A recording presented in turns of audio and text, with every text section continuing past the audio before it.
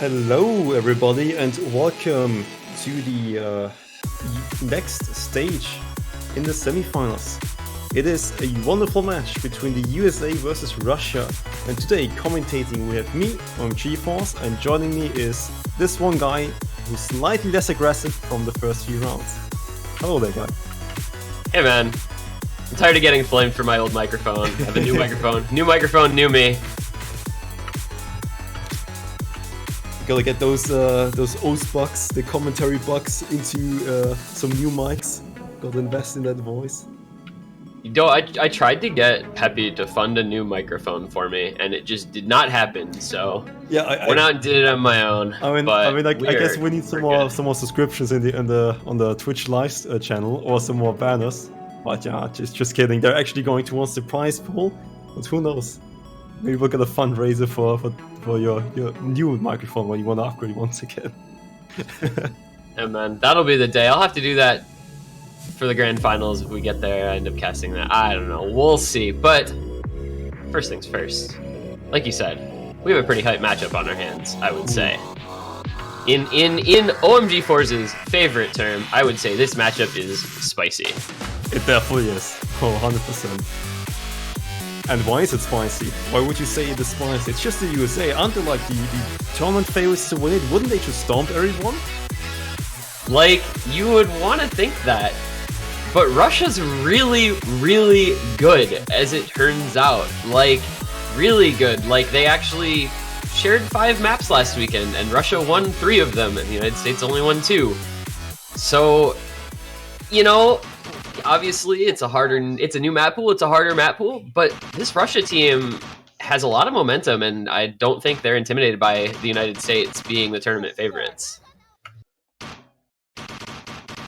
Yeah, and I would actually kind of agree with that. Just looking at Russia in the past, they tend to underperform and maybe even tilt sometimes.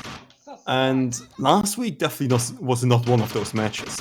And you did say they pretty much won quite a few picks on there. And Russia, if they are on point, they can perform and be really scary for the US. The US definitely needs to step up, bring their A game, and hope Russia isn't on beast mode. Yeah, you know, anybody who thought that Russia was a team that's prone to not showing up and is prone to tilting a lot, they went down 2-0 early on in that match against Canada, and then they won 6 straight points. So I think it's safe to say that those days are behind them, and that this squad has the potential to really do some damage against a lot of very good teams. I think probably the biggest thing about these two teams is that they're both so good at playing with that momentum, though. They win 1 or 2 points, and then it just looks like it's all but over right there. So we'll see if one of them can get, kind of that early lead and run with it, or if we see another, kind of come back from a couple points down like last week for Russia. Right, and if you think about it, it's literally the same, or like, well, not literally the same, but pretty much the same roster for the Russian side. They didn't really swap out any big key players. They just have mostly the same roster. And it seems like they've just, I don't know, found something and got enlightened this year because of how well they've actually been performing. Maybe it's just the harder pools as well. Maybe they always got like kicked off the tournament too early to really shine on extremely hard pools. Wait a second. That was the warm-up? I was like, okay, I'm gonna keep on talking about Russia because this is a warm-up, right? We can talk about the warm-up when it's like in its way, but that was the warm-up. I don't know what that was, but it was an Aryu Gasha single tap warm-up. So that's one of the warm-ups done already. But yeah, I think this Russia team, they just have a lot of raw talent. You see guys like Allometry, Talalat, Red Pixel. I mean, all 3 of those guys FC'd 3 maps last week, which is not something to take lightly. Their skill cap is really, really high, and they are one of the teams that I think makes the most out of their roster, where they have a lot of guys playing multiple maps, swapping in and out, depending on the picks. And I think that gives them a big advantage against a lot of teams. USA can prey on teams that are one-dimensional because they are another team that's so incredibly well-rounded. But Russia can match that to a pretty decent extent in a lot of stages. The USA is definitely scary, but Russia is also pretty scary. That's pretty much what I can conclude from all our findings, right? Yeah, I mean, at the end of the day, both of these teams have looked really good and will look really good. They both scale very well. You know, the United States probably has what I would argue are maybe two of the best late round players in the game right now with Baxe and Idke. But, you know, Russia has these guys that have been playing really well and that kind of we haven't seen a lot of, I don't think, in late rounds. I have this kind of mental image of Russia as being like the semifinals teams. Like, this is as far as they get. But this semifinals pool is harder than, as you said, than a lot of past semifinals pools. So we get to see a little bit more of their skill cap. All right, I think enough said about the teams and the players. Let's look into the second warm-up, which will hopefully give us like an idea of their performance on the day, because while you can always theorize about anything about the skill of players, it always also depends on how the players are feeling on the day. Players might have an off day and suddenly an upset happens. So we're getting an interesting little elementary map here. Looks pretty jump heavy, as you kind of expect. So you get to see how players are aiming. Okinotori, of course, kind of known as a Russian sort of gimmicky more player, running the easy here. Pretty impressively, I might add, keeping his full combo. Fallen and Apraxia running hard rock. So this will be an interesting display of aim, if nothing else. It's only 5.8 stars, probably due to the BPM, because the spacing does seem pretty large. But the just the BPM, the speed of the song is just too low to really have a high star rating. So it's not necessarily a good indication of how people are going to perform on A maps for the map pool, because the A map is going to be a lot harder than this one.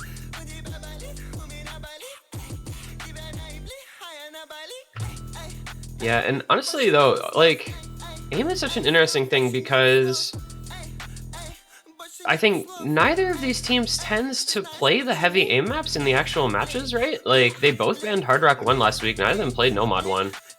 So it's an interesting skill set to see in warm-ups that we may or may not actually see in the match. But it is the USA in the lead a little bit here, mostly due to that Okinotori easy, meaning his score is half of the other players because he is keeping up the FC. Now, as you are, of course, one of the map poolers here for OS World Cup, do you think this pool maybe has anything kind of favored toward either of these teams? Do you think there are picks that one of them you would expect from or expect banned by other teams just due to your intimate knowledge of that pool? I would mostly try to refer back to past performances when I want to really talk about if there's something in this pool which can favor either team. Because essentially the pool, I would say, is kind of the same compared to the week before that. The only thing which is a bit questionable is the number 2, the stream map, is a bit more film control focused, which if you look at last week, I don't think either team played number 2. Yeah, they didn't. Russia played the stream map last week. Oh, They scored, yeah, right. I missed that. They scored 2.9 million on it, so they were kind of in the middle of the road. Yeah, it's not too hot. But yeah, I'm not sure if the US can really take that information and then immediately go number 2, because it's slightly different, or at least different enough so you can't really use that performance as a 100% indication. But I would generally say, looking at the mixed maps, which happens in the like the shared maps between both matches, if you look at it, DT is like a toss-up, kind of. The A map was something USA was really good at, while the speed map or the stream map was mostly Russia's like playing ground. So I think it really comes down to specific picks, not like mod brackets, which is picks. But I would say, since USA scales pretty well with Vexay and Idki, I think Hardrock might be something the USA mostly goes for, because they tend to be a bit on the harder side this round. And Hardrock 1 or Hardrock 2 definitely look like interesting picks for the USA. And I feel like, traditionally, speaking of the Hard Rock picks, right, USA has leaned into Hard Rock a couple times. You know, they played both Hard Rock 2 and Hard Rock 3, so they banned out the AIM Hard Rock, then picked the other two. And they performed quite well. You know, they had the best score overall of any team last week on Hard Rock 2 Katanov. and put up a very good performance on Crystal Illusion as well. Though they were actually beaten by Russia on that pick, I think it was kind of a coin flip. Either team could have won between those two in an actual match between them. It looks like we are actually going to get into the bans already. Yeah. So it's going to be Russia banning first here. Getting rid of Hidden 2, so that's going to be our area Hidden Goodbye, Mr. Jack. Really not a surprise there, I don't think. Absolutely not. You do not want to go this Hidden map pick against the United States, who literally has a Foreman roster for Hidden, which is absolutely no problem. It's just not a good idea. For the USA, what they should ban, it's a bit tough on that line. I would perhaps... What would we say? Maybe DT2, but it might be a bit too different to last week's stream map, DT2, which Russia performed really well on because it's 10.3. But I still think Russia is a pretty strong DT team. And if you really want to ban something, perhaps DT2 or something else which Russia performed pretty well on, which is Fremont. Oh, there we go, it's a DT2 ban. Alright, okay, for a second I thought, alright, hopefully I'm not talking out of 10.3 bad from US, not a big surprise there. Russia actually played all 4 DT maps last week as well, so not a surprise beyond a specific map, just to see USA ban a double time pick with their first ban. Their second ban is an interesting one. It's going to be Nomad 2. So 2 weeks in a row, we see the United States banning the stream map, despite the fact that Russia, I don't think, performed incredibly well in it. I mean, they were by no means bad, but they didn't like go out and 4-way it or anything like that. So I don't know if USA just doesn't feel confident with stream picks this year or what. Yeah, but I just think it's a bit on the weird side. So even if you think, well, Russia didn't perform well on it, we could perform better, it's a bit different. And if Russia banned Hidden 2, I could see Fremont 3 being banned. It's definitely a bit of a different approach at 8 Series 5 map. It's you can go 3 times Harug on it and have a map made out of it, and I think Russia has one hidden play. And they're actually gonna ban DT4, which... That's 2 DT bans, interestingly, gonna come out, and that's DT4. Bad Apple has now been banned in all 3 matches today, so I feel like just nobody wants to have that map in their match. Right, yeah, it's just I mean, the Fin Control DTs always were like maps with the highest ban rate, unless the Approach 8 hidden map just kind of screws everyone up. But yeah, it's not too much of a surprise it's being banned. In general, if you look at the context of the tournament and just what people prefer to not play, I can see US performing pretty well on it. So I wouldn't fault the Russian side for banning it. I think there's a small element of what players might feel like is a bit of RNG with the buzz sliders in that map, especially with it being 4 minutes long, something like that where you can break kind of anywhere because of the finger control that you mentioned, and then kind of some of these buzz sliders that can be really difficult. Not a super surprising. Plus, it's 4 minutes long. I feel like not surprised that people don't want to play the 4-minute long DT pick. Yeah, obviously, like, it just feels bad if you miss once on that buzz slider and you see the rest, and you're like, I missed right in the middle. That's and I had 2 minutes to get reminded of me not FCing, and that's a fun time playing, right? Don't want to get tilted otherwise. But what do you think is going to be the first pick from the Russian side? Do you have any idea? It's so tough for me to predict Russia picks because they're a team that, like we said before, kind of goes all over the place with their picks, but something in the hidden pool might not be too surprising. It's going to be Hidden 1. It's going to be Lapistoria no Yakusoku. First hidden map, 3 minutes, 19 seconds, standard 186 BPM. Hidden pick to open things up here, which is not, I don't think, too surprising. While Russia might not want to play the Hidden 2, which is approach at 8 on Hidden, they're still not a bad Hidden team, really. I mean, if you look at one of the shared Hiddens, which was Hidden 3 last week, Russia would have lost that map by 300k points against the US. That's not a bad score. That's like just get one player to not 1x miss in the middle, and that's your point to take, right? So, and this map I think is also like a pretty okay map to start off, because if you lose or win this map, there's not a lot of information you give up. Since it's more on the standard side, and the main difficulty of it is some of the overlaps and the length, right? It's pretty standard, some kind of bursty here and there. But if you lose this one, there's another map you can immediately respond with and say, well, they lost this, hence they will lose this too. And I think, yeah, I mean, it's got a lot of different skill sets represented within this pick. As you said, that ending like ki section feels pretty tough with some of the overlapping sliders and such, but players should be ready to go with that if they practiced it, which I'm sure they have. It looks like we might even be set with rosters here too. United States bringing in their two big carries in vv518 and idke, one of their main hidden players in Toy alongside Fiery Rage. Pretty expected type of roster for the US, with the exception maybe of Fiery, but it's the type of map that I'm sure he's solid with.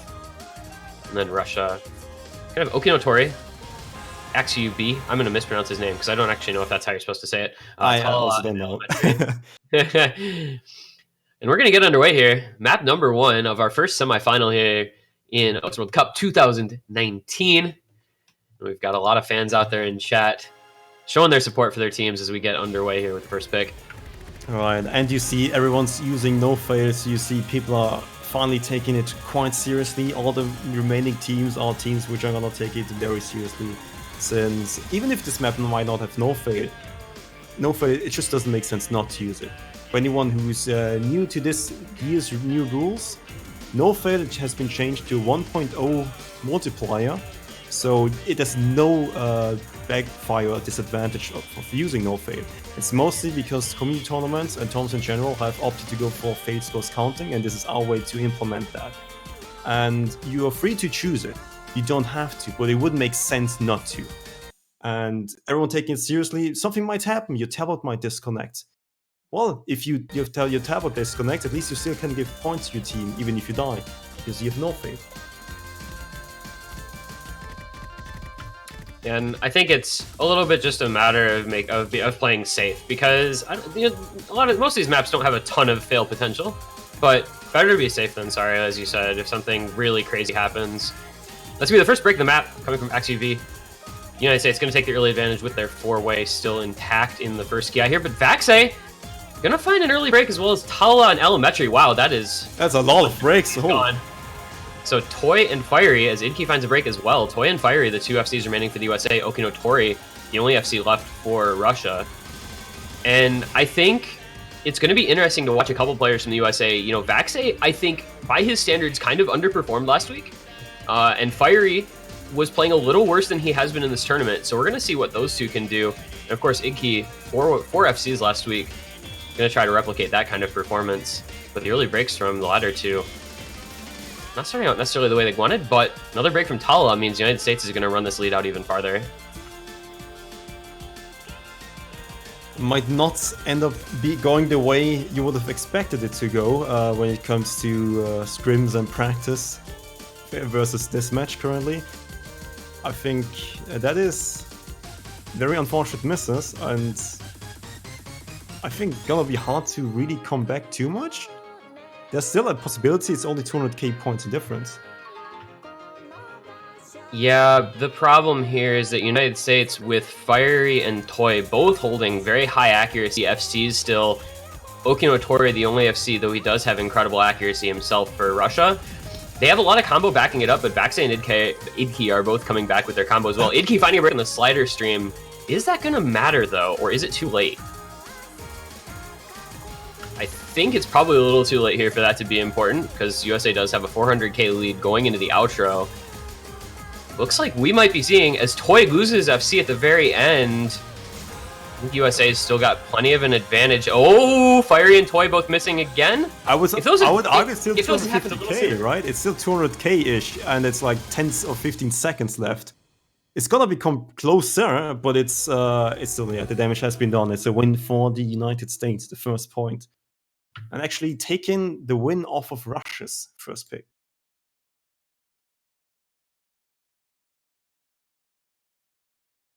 Yeah, that's a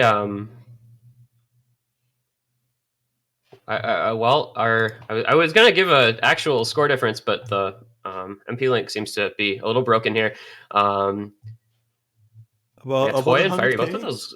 Yeah, Toy and Fiery, both of those late breaks giving a little bit of hope to Russia. Okinotori did end up FCing with very good accuracy, so Russia not going to probably feel too bad about that loss, but it was their first pick, so that's gonna sting a little bit. That first map break point, and we'll see if United States can get some momentum going here with their own first pick. But if you think about it, Russia has the only FC in the entire lobby. Well, they might have still lost, but they've got the only FC. They notice United States isn't, at least on that map for now, hasn't been performing incredibly well as some people might expect it from the US. We'll have to see if this is a trend or just one of the picks where, okay, yeah, it happened, you missed once, it's fine. Because players tend to, the better they are, tend to miss less. They don't stop missing, they just miss less. And the only way you can really notice that is if you look over it over a longer period of time. If they truly are on a downswing or if they're actually just with a one-off. Well. It's a Nomad 1! We have ourselves a first pick Nomad 1. You know what that means in the chat.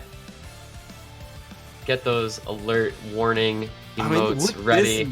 Is this map really a Nomad 1 alert? I mean, it's actually... It's a Nomad. It's a Roselia track. It's a Nomad 1 warning. I'm sorry. Wow. And this is interesting because, like I said, last week we had the United States ban this map out against Australia. But this week it's going to be the Nomad 1 is going to be their first pick. Very, very aim heavy. So we'll see how it goes for them. Team that kind of strayed away from the heavy aim picks last week, jumping right into them now. I'm not too surprised about the roster for the United States. Makes sense. All pretty good aim players in there. Russia Federation, the Russian guys do not have any players lacking in aim. They have pretty good players when it comes to raw aim and just raw skill in general. I think this could probably be pretty close to like Hidden One. I can see like 1 or 2 misses defining this match, pretty much. That's what I think. Yeah, and I think that's kind of how it tends to go with aim picks. You know, it's like 1 or 2 people missing on a big jump section that typically will determine the winner and loser pretty quickly. So that consistency of aim is going to be at a premium here. And like you said, kind of the expected roster for the United States and Russia here. I think Aryu and Digital Hypno coming in to replace Toy and Fiery Rage because those are 2 guys that are very well known for their aim. I feel that we'll probably see Vaxe and Idkian for most, if not every map, unless there's something that really doesn't favor them. You know, Russia going to bring in the infamous Gasha, everybody's favorite. And we'll see if Russia can get the immediate breakpoint back or if the United States can capitalize and get that early consolidation, go up 2-0 as we are underway with map number 2, Louder by Roselia. 7-star aim pick here in the Nomad pool. Fun map pooling fact, this map was 6.8 stars and we adjusted it with the mapper to be more akin to 7 stars, so it fits the difficulty. Because finding very specific, consistent aim difficulty maps is quite hard on higher levels without just it being one single spike. These are the types of maps that, to me, always feel really, really tense because... Oh, because you can just miss aim just slightly. You can just miss. Digital. Fortunately for him, very beginning of the map, that's within the first 300 combo. But it is going to give Russia a small early advantage. We'll see what they can do with it as we get a little bit of client lag here. Hopefully we'll be back shortly. You see Red Pixel going for the no fail. Oh boy, let's hope he doesn't see his tablet or just something happens at the end. There's no fail potential here really. Fail potential is mostly for specific maps if they have like a huge spike at the end or some harder picks. Or, well, free mod 2, like if you have the harder player playing. And we seem to have Elementary missing here, so we're gonna keep tabs on that and see if he makes it back in, if that's a disconnect, or if he is just lagging behind a little bit as we see these big aim sections coming into play. But I think that was after 15% of the map, wasn't it? It was pretty close, but yeah, I believe that was late enough that it will not force a restart. We're going to see what happens with that here. First break for Russia that we're going to see on screen is going to be from Okinotori there at the very end of that section. So that's going to be the USA with a combo advantage. Obviously going to be a little dependent on what's going on with Allometry. The other two, Gasha and Red Pixel, still have seeing Aryu finding a break for the USA. Vaxei and Idki still on those FCs and this big aim. Oh my gosh, that's a bunch of misses. Oh boy. And it's hard to trust the score at the bottom because you literally are missing a fourth player from the Russian side. Yeah, it's hard to say what's happening. Well, it's easy now to say because we have only 2 FCs from the United States, and even if Allometry is FCing. Oh, he's back. He's back. Oh, what? Okay. And he's back where he was. Oh, he's so far behind. Yeah. So we're gonna see. Yeah, they may have 1 FC at most, but the United States has still 2 alive, and Okinotori with another break, Gasha and Red Pixel without much combo. So United States is... Okay, Allometry did break it second there. I was about to say, if Allometry has an FC, he would have 500k points, which actually would put Russia kind of on a similar pedestal, or maybe even slightly ahead. But he missed, so it doesn't really matter. I think this looks really good for the US. I think with Vaxei and Idki still FCing and Russia seeing several breaks, I'm pretty sure this is going to be United States regardless of what Allometry does. This is kind of interesting to watch him like literally a minute and a half behind everybody else, but this looks like it's United States kind of regardless here with those 2 FCs still going. Very, very impressive stuff from Vaxei and Idki. Axei and Vidki. Pronunciation is hard, okay? Look, it's fine. Just let me pronounce the players' names. I'm a stupid European. I can't talk English. And this is, boy, if this is a double FC here, that's what we wanted to see out of the United States with those 2 players that we've been talking about so much. And that is a double FC. Vaxei and Idki, the stars of the show here. United States going to take this point. It's not going to matter what Allometry did because that is a 900,000 point advantage. So his score is going to be more or less irrelevant to the final result of this map, though we do get to see him playing a little solo Osu here. There we go. Alright. You did talk about those 2 players, about just their ability to scale with the map pool pretty well. And I was kind of scared and careful when it came to like creating a storyline of this pool might probably have like 1 or 2 carry players, and United States definitely has some carry players, but that I think would be a bit unfair to the rest of the team, because I think literally every single player on the United States roster can end up carrying a single map by himself. But I would say Vaxei and Idki probably will tend to carry more frequently. Yeah, Vaxei and Idki definitely the 2 that are going to play a lot of the maps and do very well on them. You have Toy for stuff like the Air 8 hidden or just hiddens in general. You have Fiery Rage and Hard Rock. You have Tony, T bracket dash underscore dash T bracket. Smiley guy. Yeah, for things like DT picks. So, the United States has kind of a couple people that can do everything, and then several people that can fill incredibly well in their particular areas of expertise, which I think is a big key to their dominance. Ooh, and by the way, while you were talking, Fremont 1 has been picked, which is kind of similar to last week's Fremont mod. It's a bit different. Last week was more like big circles, and this one is just like alternate, maybe even single tap, low BPM alternate, if you want to call it that.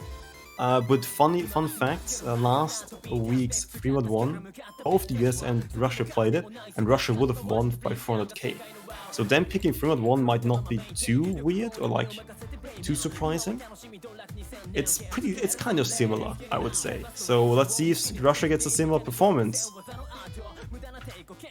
Yeah, I mean, they looked really good. Their score on last week's Fremont 1, as you said, was super solid. I do think one of the big things about this pool is that it just gets harder The pool obviously scales from week to week, and this being semifinals versus quarterfinals, you're going to see a bit of an increase in star difficulty and actual difficulty of the maps. So we're going to see maybe a quick refresh here, getting Fiery Rage into the match. We're going to have it's like Vaxei running. I keep doing that. Vaxei running no mod. Idki Hard Rock Toy hidden. Fiery with a mod to be determined. On the other side, Okinotori hidden, unsurprisingly, and Allometry with Hard Rock. And the others. So we're going to see 4 no mods. The required mods for each team. Yeah, so we see just the basic mandatory mods being used. You have to have 1 player on Hard Rock and 1 player on Hidden. I can say after this stage, except for maybe the CS5 Approach 8 map, which is 3x3, I would say you would always expect to see this kind of setup. Don't forget, go ahead. This is 250 BPM, approach at 9 flat. So if you go hard rock on this, it would probably only because of the approach rate. But Itki, the first one missing. This one on map on hard rock is not that easy. And Itki finding a second break already. Allometry, his opposing number there with the hard rock for Russia, still keeping his FC. So it's going to be Russia taking a bit of a noticeable early lead here, with Idki being a couple hundred combo behind now. And Zach suffering accordingly. But Okinotori, the hidden player for Russia, going to find their first break, quickly followed by Fallen, both on that triangle pattern. And Allometry breaking his hard rock as well. That is 3 FCs gone in about a 50 combo margin from Russia. That is not what they wanted. Vaxei still assessing, Poi and Fiery both with their FCs still intact. So that lead's going to go right back over to the USA. We'll see if they can run with it here. About a third of the way in. These slider sections, pretty tricky. And as you said, especially with that hard rock, not the easiest thing in the world to aim. Yeah, and take a note on Itki and Vaxei, both. Itki going for the hard rock, probably taking the L, because Vaxei or Firewitch could have also gone hard rock, as well as Toy. Literally everyone on the roster of US could have gone hard rock. But maybe they just wanted Vaxei to get the definite FC, or like a higher chance of FC. Yeah, I think that's probably the mindset. Is Vaxei is your best player, and Toy is really, really good at hidden, with Idki being really, really good at hard rock. So just let Vaxei FC or nearly FC at worst with no mod, and you can kind of tank a mod if need be, but you know Toy is probably going to do fine with his hidden. We do see Idki finding another break, but Okinotori had broken shortly before, so just kind of a combo reset. Still 3 FCs alive from the United States, and accordingly, a 300,000 point lead in their favor as well. This one again going pretty heavily in the USA favor. Right, Itki just needs to outperform a single member of the enemy team, because he can trust his team to do the rest, which for now they're pretty much doing. I mean, look, it's 3 FCs, you can't really complain. Yeah, and he is still, matching score or close to it with literally 3 members of Russia, despite the couple breaks he's found. Fallen breaking once again on the Russian side. United States 3 FCs, it's really hard to compete against that. And Red Pixel doing everything he can, keeping his FC alive, but it's just not going to be enough at this rate, because the rest of his team is not quite backing him up as well as he would like, with yet another break from Fallen. Still a 3-way from the United States. This is pretty dominant here with just the last quarter of the map to come. And an interesting fact is actually the entirety of Russia is alternating, while 3 people in the United States are single tapping. Which on the last week's 3-1 you couldn't single tap it. It was a pure alternate pick. So maybe that slight difference in BPM, this one being 256 and the last week being 150-ish, probably is the difference of Russia would be more comfortable on like a fixed alternate map, and USA just saying, well, screw it, we're just gonna single tap it.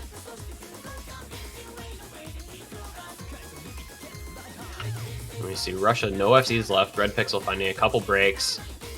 Vaxei Fiery still holding those 2 no mod FCs for the USA. This is well, we talked about the USA being insane in late rounds, and I guess this is why. Fiery finally breaking at the very end, but Vaxei the FC, Fiery the near FC, Toy backing them up, Idki with a very solid play on the hard rock pick, and that is well, that's nearly 1,000,000 points. That's United States winning. I guess it's not quite. It was 850 something. That is the United States going up 3-0, 2 break points. Off to the races is the American team here in this match.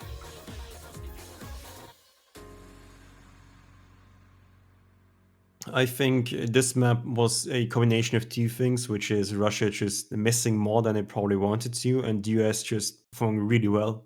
Like that's a solid performance. So we finally see a big gap in a score. Last map was just US also performing well with the two FCs, and the first map was pretty close, mostly because US did miss quite a bit. So it seemed to be a fluke for now. Because the US has definitely stepped up the performance from the first pick. But now is the question: can Russia step up their performance? Because I think they still can perform a lot better than they do currently. But is it maybe not their day, or maybe just the maps slightly outscale them? They don't feel too comfortable. Who knows? It's only something they know on the practice runs. I mean, even the US kind of suffers from that. Like Toy, for example, I've seen like almost every map except for one in scrims, and when it came to the match itself, I think he has seen like a single one, or like was mostly bottom scoring on his team. So things can happen, even though you're expecting for it to go differently. I think finding the best average between scrim and practice performance and in-match performance is just like the most important thing. Living up to the expected performance level for yourself and for your team on a given map is just huge. And the USA typically tends to do a very good job at that. Like you said, Poi with a little bit of an off week versus his performance in their practice last week. But still, you know, putting up scores that were good enough for the team to win maps, whereas, you know, maybe Russia this week not quite living up to what they needed to be competitive here so far. And that's a Hard Rock 1 pick from the United States coming out. So it is going to be Tenohira de Odoru. This is very near in star rating to Nomad 1. It's the only other 7-star outside of the tiebreaker in the pool. Another decent BPM pick, too. We go from a 256 to a 215 going from the free mod now to the Hard Rock pool. And I think this is a... Go ahead. I think you can pretty much just take a similar step as Nomad 1. I think this was a pretty good idea, because Nomad 1 does have a counterpart, which is Hard Rock 1. I did say the Hard Rocks are definitely more on the harder side, and the US, I think, did it pretty well. I think it was a pretty clever choice, or like order of picks. They went for Nomad 1, which is safer, and see how the Russians are feeling about aim, and they just did not form at all. And then now they can respond with Hard Rock 1, which is a bit more questionable, but because of the information they got from the Nomad 1 pick, I can definitely say this one is way more favored to the US than they would have said it when they would have first picked it in the match, right? So I think it's just a good idea, because Russia is a good Hard Rock team. You do not underestimate them on Hard Rock. Also, really kind of small random aside, this song was picked as a warm-up in a match last week, not the same map of it. Was that, I guess it was after this was probably picked for the pool, but I just thought that was kind of funny because it's the same background and everything. Somebody picked this song as a warm-up and it was a similar star rating. They took the top def of the song, of this map set, I believe. And we actually didn't get it from there because I just downloaded a bunch of unrigged maps and found it this way. And we didn't find it explicitly through the warm-up. It was just something Kano, for example, mentioned. I didn't even think about it. And yeah, that's pretty much it. It was just a funny coincidence. Yeah. Once again, though, United States off to a good start on this map, as we do see Gasha and Talala with early breaks, Fallen breaking as well. USA still 4 FCs live. So, first break, though, gonna come from Fiery Rage. We'll see if they can hold up their aim like they did on the first on the Nomad 1 pick. Fallen finding yet another break, so Allometry, the only FC alive for Russia. I feel like Russia's kind of taking turns having one player performing well, but the other guys just kind of falling a little bit behind. Toy and Talala matching breaks, and Allometry now no FCs left for Russia. You know, you just keep seeing... Oh, backside? The slider break. Oh my goodness. Oh my god, that's horrible. I was about to say it's the same situation as Nomad 1. You see Vexay and Itki just performing really well and the rest not, and then Vexay misses on pretty much the easiest part of the entire map. Dude, that slider velocity change, man, it'll get you.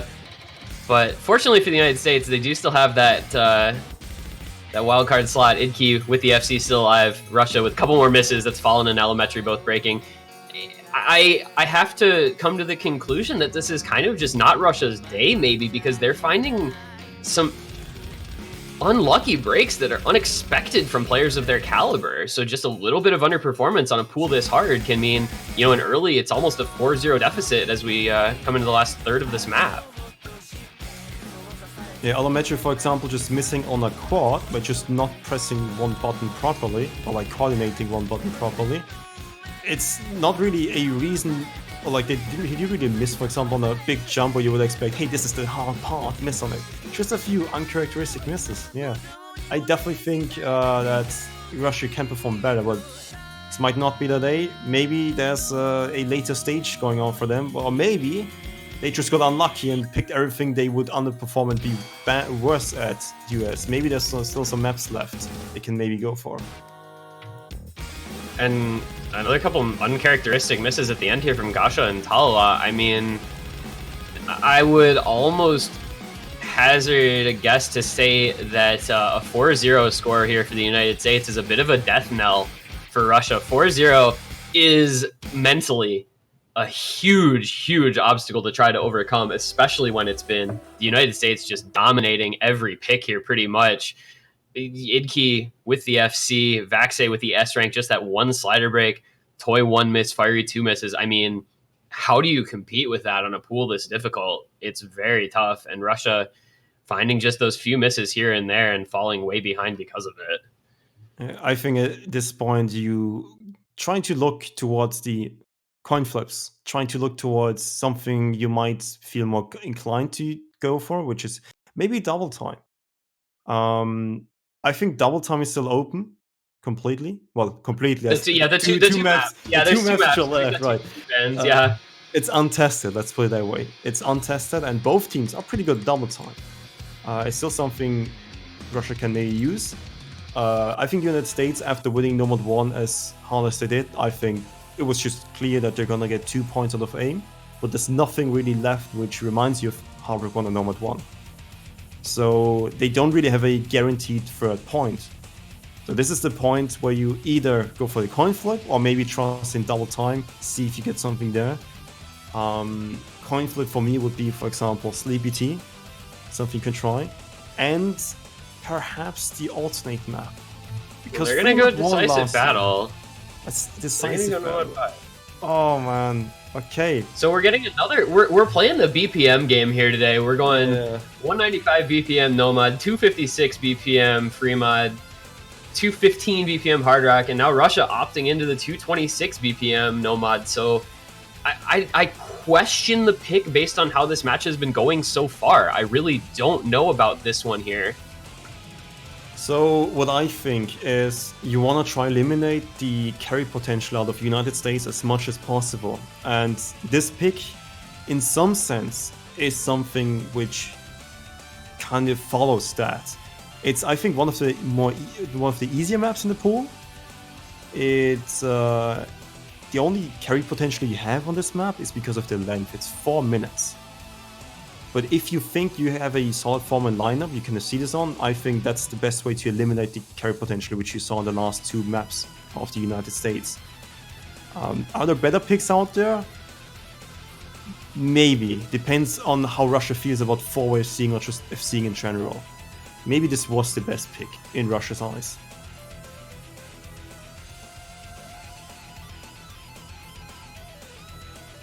We'll find out here shortly, I believe, as players are in the lobby and going to be getting ready to go. But, you know, you were talking about kind of the little bit off-the-wall oddball picks. You know, I don't want to say RNG because that sounds so negative, but things like Sleepy T or even like a Nothing But Theory, you know, where you have a completely different skill set than we've seen in this match. I would have expected something more along those lines. But we're going to get underway here. Map number 5 is going to be Decisive Battle with the Fugitives from the Nomad pool. And it's safe to say, I think, that this is a must-win for Russia. United States 5-0 with their own pick would be, let's just say, putting themselves in a pretty good position to be successful in this match. Right. If United States is 5-0, they can start going for the coin flips, and it's on their terms, right? Maybe Russia doesn't want to go for the coin flip, and United States being in that much of a leading position, it's a possibility.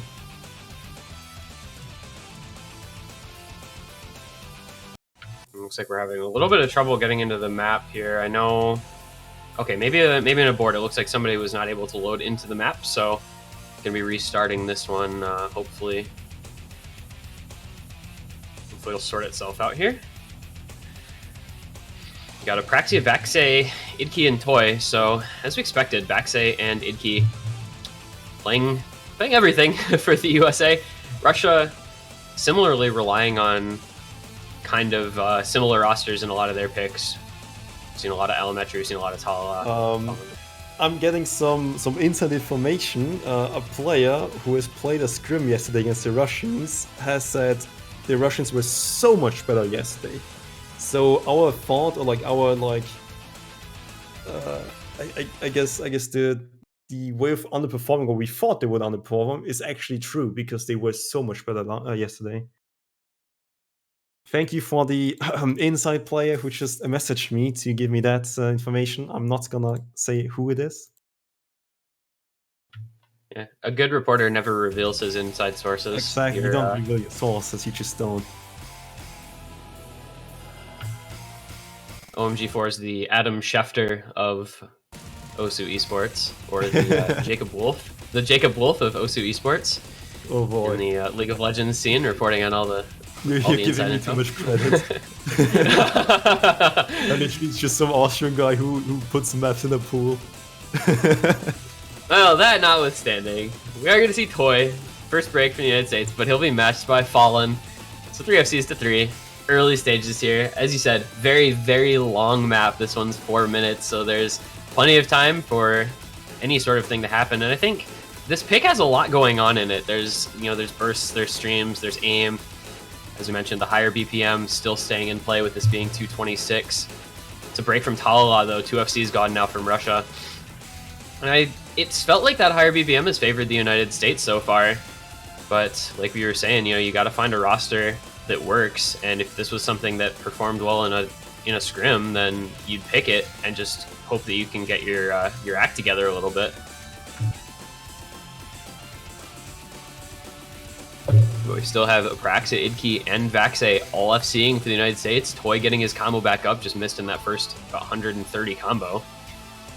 Vaxei, in fact, Apraxia, in fact, Idki, in fact. By the way, we're not going to talk about their scores because we're just going to leave them be. We're going to watch Russia here and see what they can do. As Elementary finds a break, that's now 3 FCs gone for the Russian squad. Red Pixel, the only FC left alive. A lot of maps still to come. We're only a third of the way through here, despite it being almost 800 combo in. But this one's already looking like it's going to go pretty USA favored. The score gap isn't that large because the map is so long, so the scores aren't that high. But that's yet another break from Talala. Russia struggling a little bit here.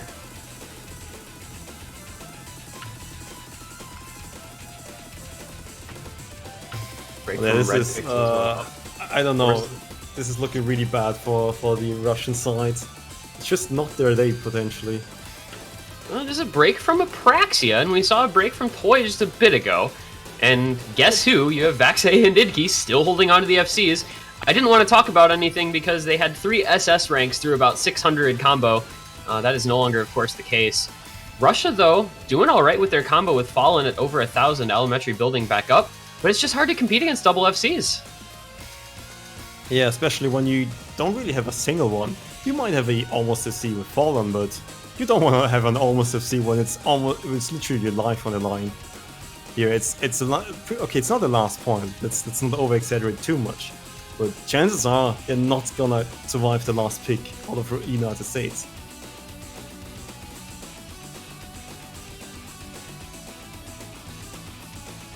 And this is, I don't know. I mean, Toy is actually struggling a little bit on this one, so maybe still not over whatever issue was affecting his play last week. Notably, it's a little bit earlier than I think he usually plays most of his matches, so maybe blame the time of day, but Vaxei Idki, just a 2-man carry squad here for the United States. It's a 400k lead and not showing any signs of letting up. The United States just truly looking like the dominant force in this tournament as they continue to kind of rampage through this and many of these other picks.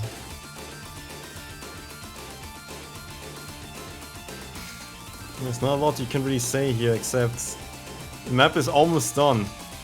And the 400k lead, or almost 500k lead, is not looking too hot. Yeah, Talala, Elementary both missing again near the ending here, and that's, well, so, I don't know. What do you talk about besides Vaxei and Idki just double FCing yet another map? I mean, they're just making this pool look easy, and it really isn't, because they're insanely good. And that's the United States 5-0 with a 500k plus victory there, about 580,000 just shy. And you kind of just throw up your hands in awe of what the United States is doing here, because Russia has looked so good. They're underperforming a bit, but United States is still playing just insane OSU right now. No, they're clicking some circles, man. Definitely.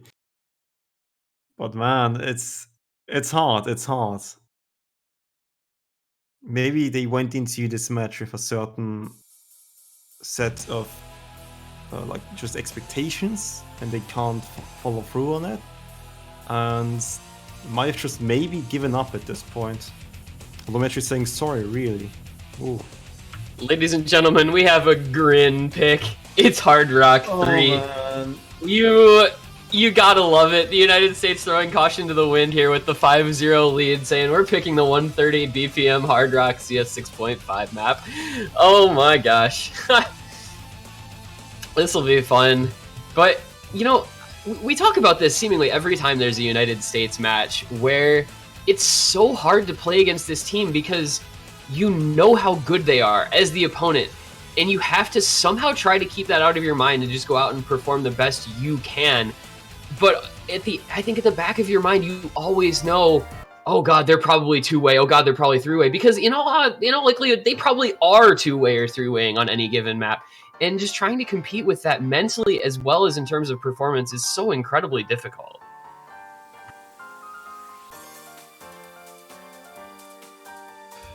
Yeah, it's what can you really say about this? It's Grin being picked. I think if there's a coin flip, which is a weird map you might not be 100% sure about when it comes to your team and enemy team's performance, this one is it. And I don't think it's looking too hot for Russia on this one either. And going down in a 6-0 when you had such a strong performance last week, and you definitely could have gotten and made this match really close.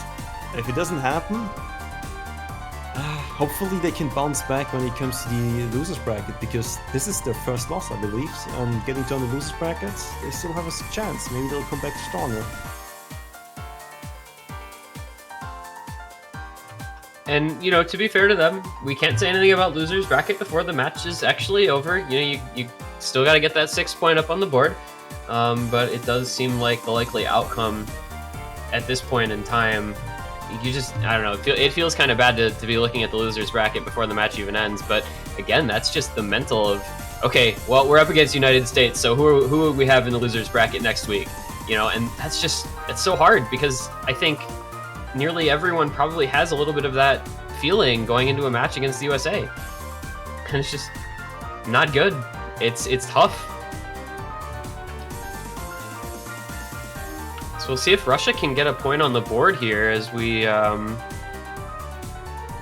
trying to get loaded in. I'm not really sure exactly what's going on with the players. Yeah, is there something we can learn from this match to maybe use against the USA? Is there something Russia could have done differently?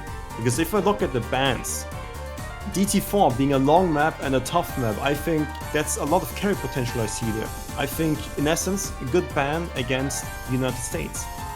And what else did they ban? They banned Hidden 2. Maybe not comfortable against the United States. That's more like, I think, a Russia weakness than like a US could potentially two-man carry that map. So I would say the best thing Russia could have done is maybe just practice a lot more approach to 8 to not have to ban Hidden 2 and then ban like Nomad 1 or Hard Rock 1. That's the only thing I can tell you, but they didn't win a single other pick yet. So is it something which could have changed the outcome of the match? Probably not, because at this point, I would say the biggest issue is probably just the execution. We are going to see the first map without Idki and Vaxei for the United States as they bring in Praxia, Fiery, Tony, and Toy. So with the match very heavily in their favor, or perhaps this is a match that those guys are actually super confident on. They're going to say, we're going to change up the roster a little bit for the first time. But yeah, I think at the end of the day, a lot of this just comes down not only to pick and ban strategy, but just to performance. It's very hard to compete with the level of performance you see out of the USA. You have to be on your very best day to beat them. And I think that didn't quite happen here for Russia today. We'll see if they can get a point on the board here, as we do see a couple breaks from the United States. But, you know, like you said, maybe banning one of those two aim maps, they gave, I think, 2 kind of free points, losing those 2 both very handily. But at the same time, what would you know, what do you change? How do you change against a team that can play anything in any pool? We're going to see a couple of breaks. Fire Ridge, Praxia. Meanwhile, Tony and Toy still holding on to those FCs. I think this is definitely a Toy map. The small cursor control, the micro movements in some of these patterns are up his alley. But Tony has a high accuracy, so... But it's the funny thing, right? That's what I said beforehand. You might say it's the Idkin Vexer show, but I think that's unfair to the rest of the players. Because as you just replace them, you see 2 other people stepping up and taking the carry pants. Yeah, and this is Tony. This is, I believe, is this the first map he's played in this match? Yes. It's at least. Yeah, and great. He's now looking. He finally breaks. So Toy will be putting up the highest score on this one. It looks like Toy and Elementary, the 2 FCs, still alive, but Tony doing a great job getting the United States in a good position in this to close out this map and this match with it.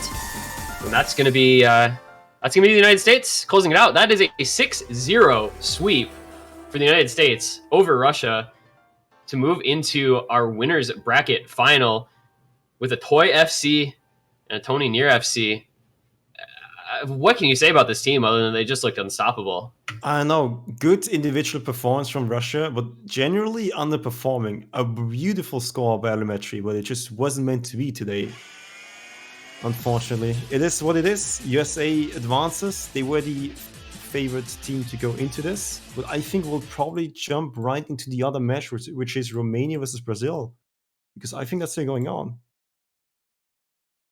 Because currently the Romania versus Brazil match is 3-2. Romania just won No Mod 6 Sleepy T by 8,000 points, while Brazil had the highest score, or single member score of 670k points.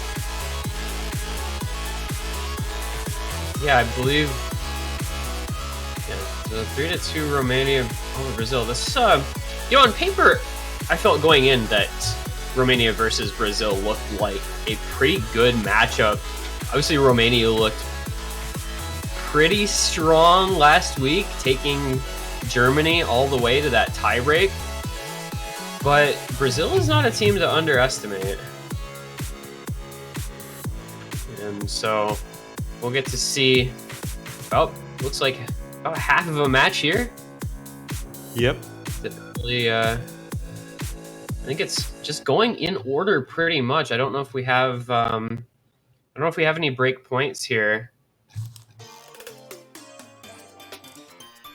So we'll try to get into this one, get an idea of how the teams are performing here, with this one staying pretty close in the early stages. So Romania just won their own pick Sleepy T by 60k. Before that, they actually had a break point on Brazil's pick, which was Decisive Battle. Before that, they played Hidden 1 and Brazil won on their own. Before that, Evening Star on Romania's.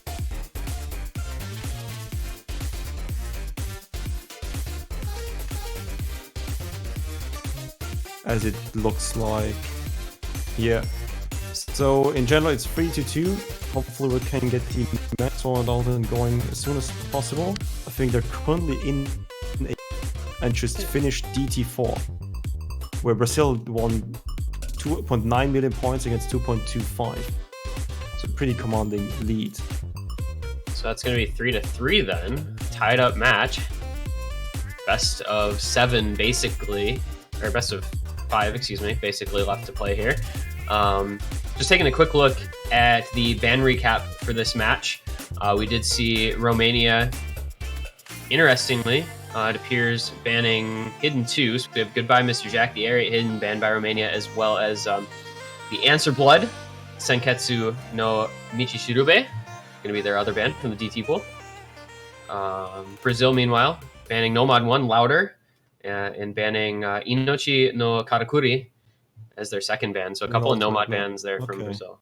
And we already saw a few Nomad picks, so essentially over half or just about half of the Nomad maps are out of the playing field. Alright, there we go. We're jumping right into the match now. What's gonna be the next pick by Romania? Now, if you're Romania, I think you want to play around a couple of your key members. You want to play around Badu. You want to play around maybe Kamosiala, who's been performing really, really well in this tournament. So maybe, you kind of favor more of the tech and finger control type of picks against a Brazil team that I think has a lot of raw skill on some of the aim and DT, but I'm not as familiar with them on some of those less straightforward types of maps.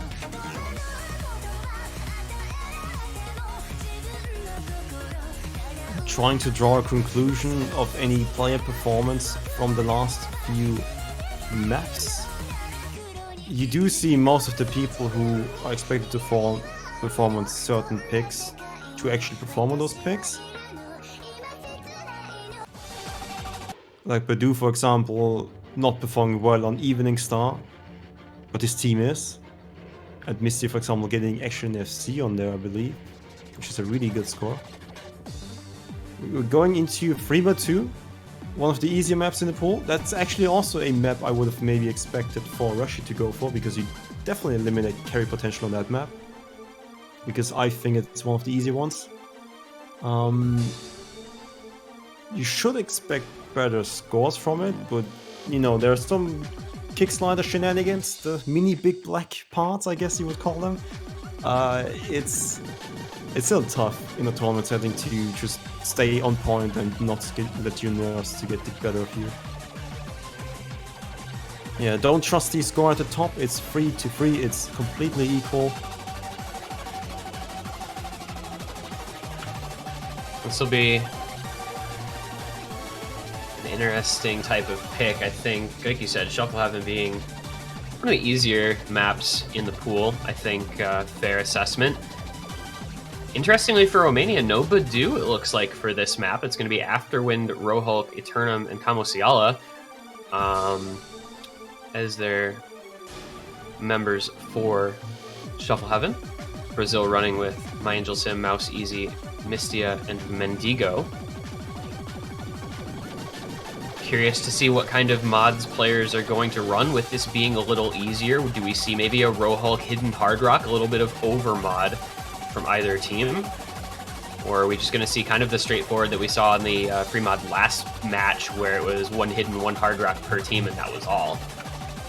I think you should probably go for the standard 1x hard rock and 1x hidden lineup, because what are the chances of you losing this because you just didn't pick another? That would mean that you either A2 AFC, which I don't think will happen on this map. You only go hard rock if you feel more comfortable on it. And that's what mostly people will go for, because it's approaching 9th flight. And you see them. 3 people going hard rock, and Rohulk, who's called for that, also going hard rock. That's the only reason I would see hard. I would not see a single guy going extra hidden, because it just doesn't make sense.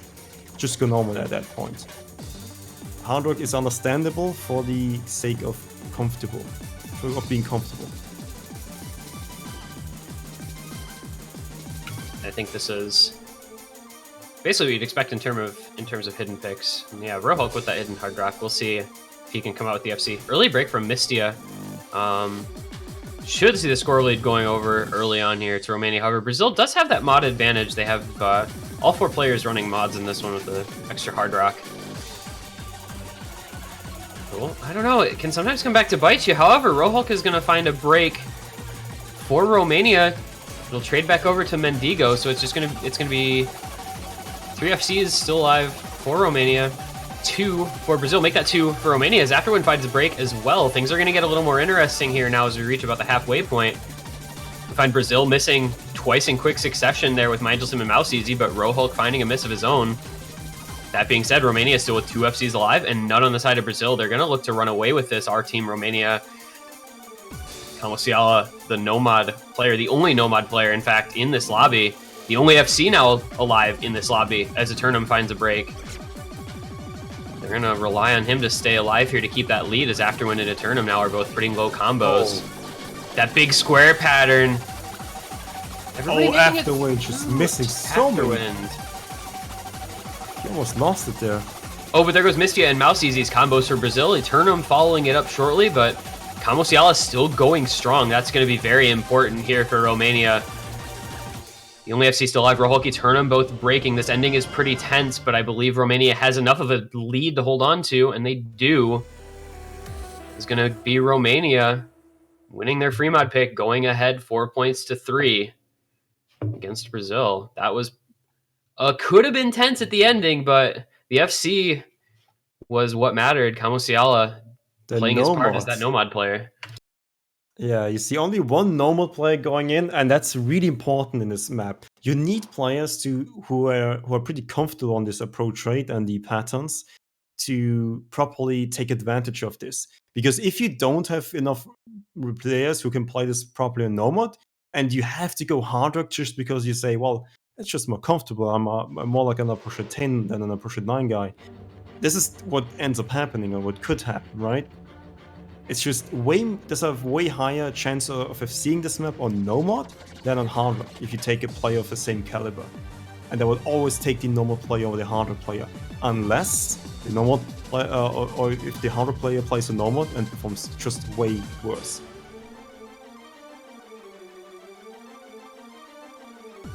Those fascinating little aspects, I think, of free mod maps that I think really separate the good teams from the great teams. Being able to have a good roster for these free mod picks with the new mod rules, much more difficult.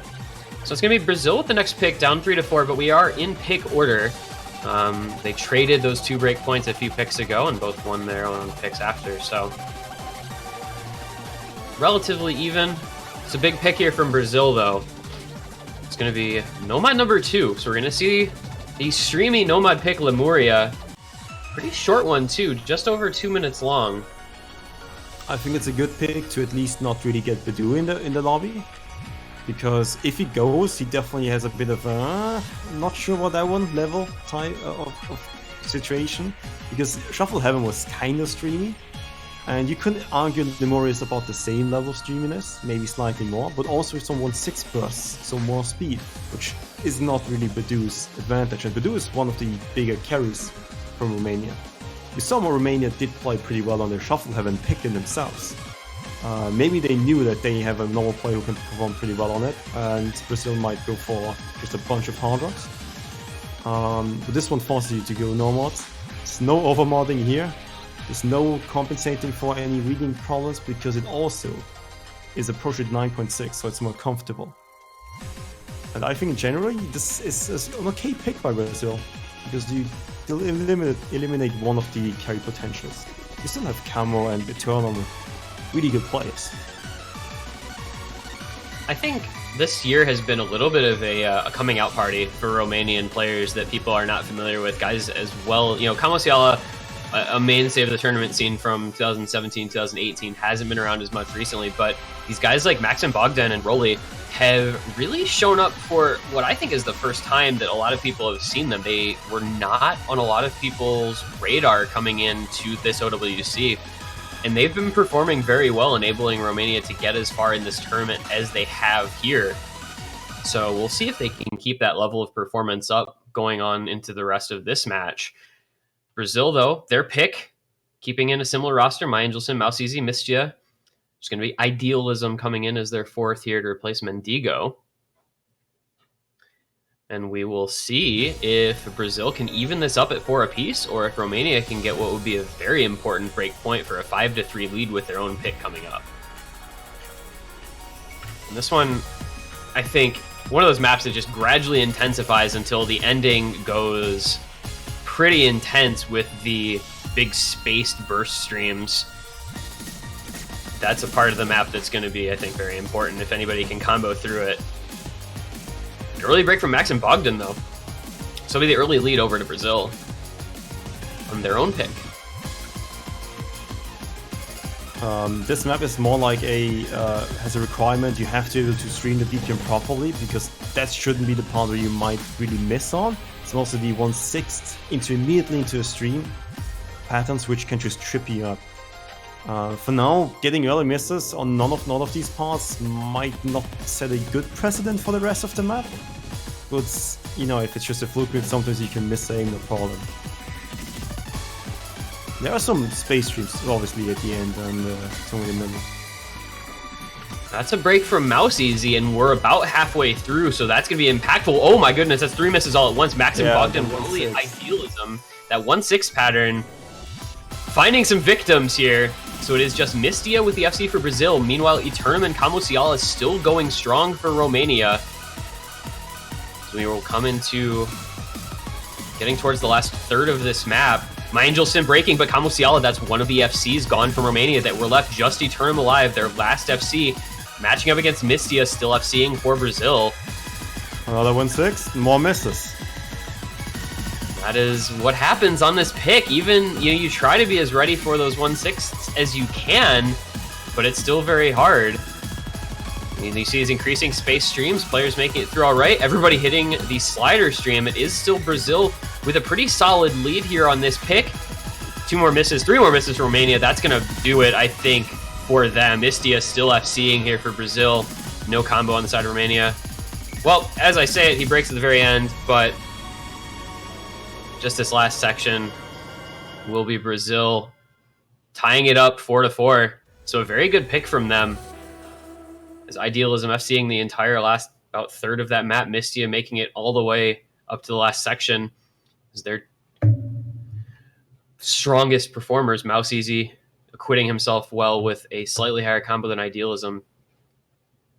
Just not quite enough for the Romanian side, but Brazil on their own pick able to emerge victorious. 4-4 now, the last pick to come from each of these teams. This is Romania's final pick of the match. And with the importance and weight that such a selection carries.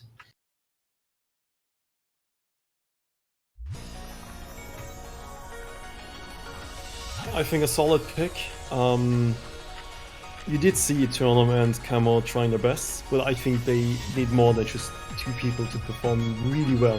That's why you need like the triple gang, I guess you can almost call it, and swap out the 4th player, who you still have a lot of good players to choose from in Romania, and that's why they got this far, and that's why they just had such wonderful matches against so many good teams, like winning against Poland, almost winning against Germany. It was insane matches so far, and you know, let's just hope they'll give us another one, because it looks like it. I mean, it's dead even, and we're 2 points away from one of these teams taking it.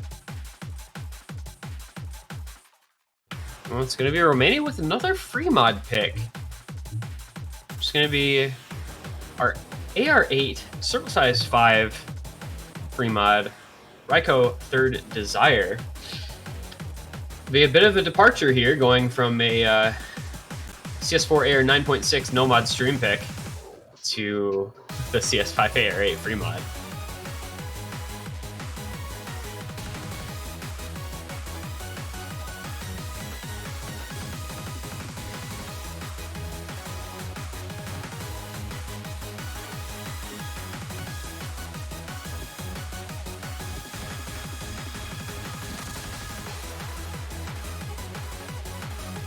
Well, it's 3-5, 3-3.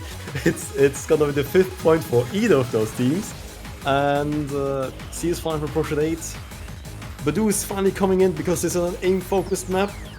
We get Afterwind in there, who's I think one of the biggest, or most just how should I really call him? He's insane when it comes to his work ethic and how much he practices and prepares for the tournament.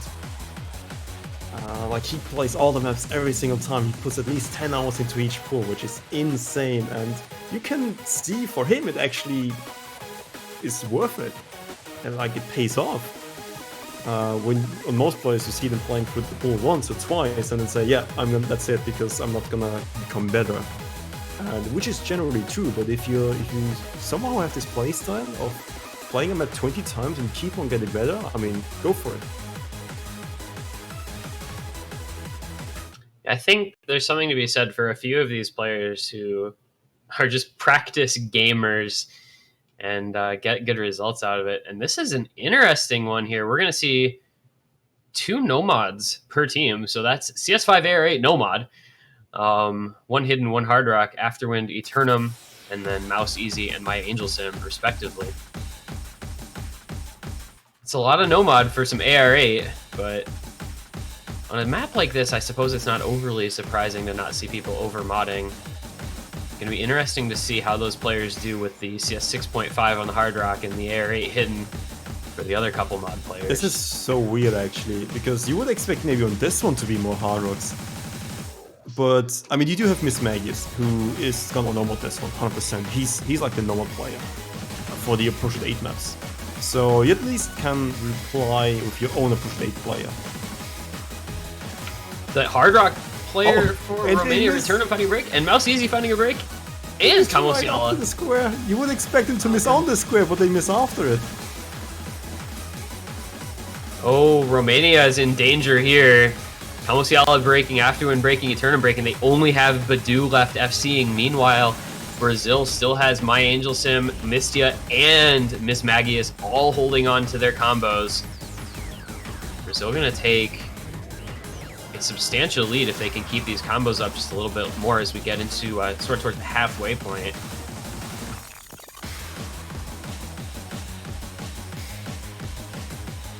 I mean, Eternum's still holding a really good accuracy. Does Miss Magius play Tap X and I didn't know about it? He's so weird. Like, don't try this at home. He double taps his pen and his key 1 on every single note. It's just what he does. But yeah, he does play Tap X, as you can see. But he also, like, every single tap he double taps to, like, I guess, kind of confirm the hit press, I guess. I'm not really sure what to call it. So if it works for him, it's fine, as Brazil still with those 3 FCs intact. They're taking a pretty commanding 300,000 point lead on this pick. Fremont not working out here for Romania. We're coming into the last quarter. There's not a lot of time left for them in this map. Brazil just needs to hold on, and they're going to have an unassailable lead here pretty shortly. Yeah, Miss Magus is a really close call with a stream. They're getting a 50 right at the end because of his Tap X playstyle. Does miss on that square, but they still have 2 FCs. Mouse Easy breaking as well, but Afterwind goes for Romania. My Angel Sim and Mistia still holding on to the FCs. Brazil coming out, taking a very important break point here if they can hold on to this at the end. That's a lot of breaks all over the place. Badu the only combo on Romania. Mistia the only combo on Brazil. I know, everyone's kind of dying. Yeah, this ending, pretty hard. And that's going to be Badu the only FC, but not enough. Brazil winning that one by 200,000 points. That's a break point and a 5-4 lead with the last pick of the match in their hands.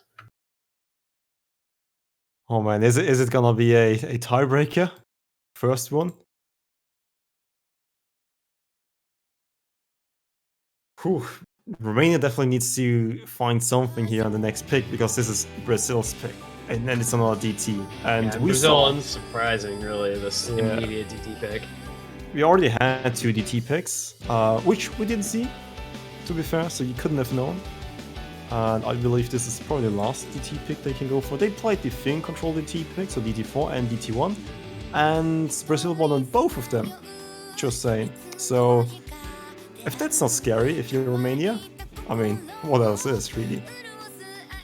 But I think this is a map Badu needs to stay in, because there's not too many bursts and you can double tap them. This is a map which you can cheese, I believe. Even cheesing, though, I think the problem with cheesing is you usually have your acts suffer pretty badly because of it.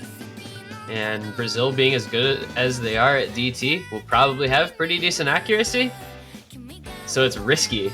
This is, I think, a very good pick here for Brazil to try to close this out on. As you said, they've looked quite good on DT picks earlier. And they'll try to continue that and close out the match with it. Yeah, but if we do FCs, that's a carry performance, even if you get a 93% accuracy FC. Because I don't think the combos will be FCs all across the board. If there's maybe gonna be an FC, I see 1 or 2 FCs at most if things go well. That's what I would expect.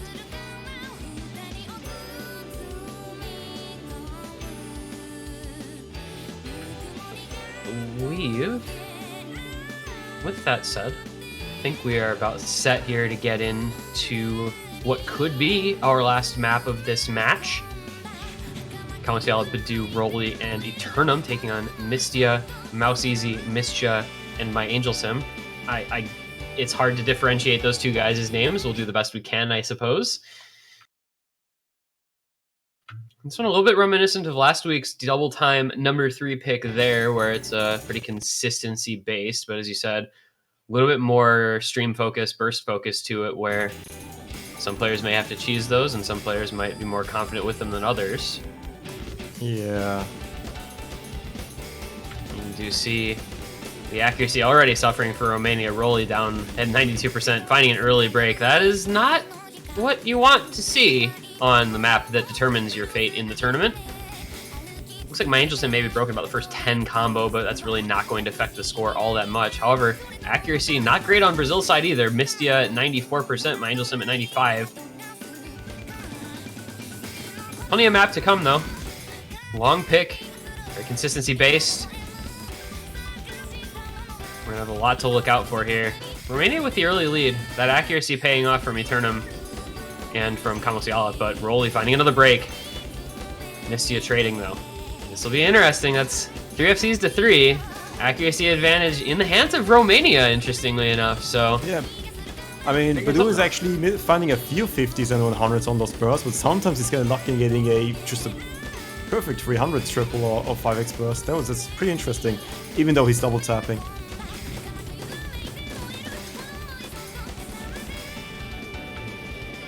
Well, no further breaks, so it's gonna remain those even combos, but Mistia a bit behind. Looks like okay, another break from Roly, so that is going to give the combo advantage back to Mistia, and that kind of 1v1 there of the two players that have missed. That being said, Kamasiala, Badu, Eternum all still FCing. Mistia finding another break. There goes one of the FCs for Romania, though. Kamasiala breaking quickly thereafter, followed by Roly, so that's going to give the advantage right over to Brazil.